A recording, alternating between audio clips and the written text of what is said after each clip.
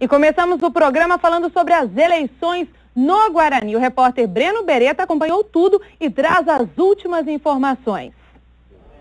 Boa tarde, Batista. Boa tarde a todos. Estamos aqui, Ginásio de Esportes do Guarani, 11h30 da manhã. Foram abertos os portões para a entrada dos sócios e eles podem votar já.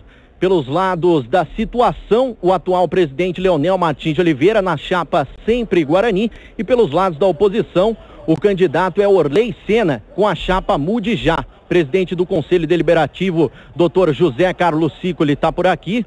Doutor, o sócio tem que trazer quais documentos para estar apto a votar? Boa tarde. Boa tarde. Bem, basta um documento de identificação, ou a carteira social, ou um documento oficial que tenha fotografia, e com isso ele vai passar, não é, pela triagem aqui. Se o nome estiver na lista, ele vai ser automaticamente admitido a votar. São 4 membros na comissão eleitoral?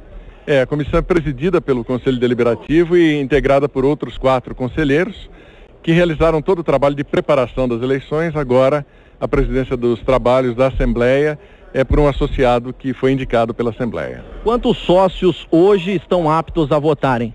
Até o momento, 830, mas existe a possibilidade de que alguns venham a regularizar a sua situação durante o transcorrer do dia e ainda sejam admitidos, algo em torno de 870, 880, eu acredito.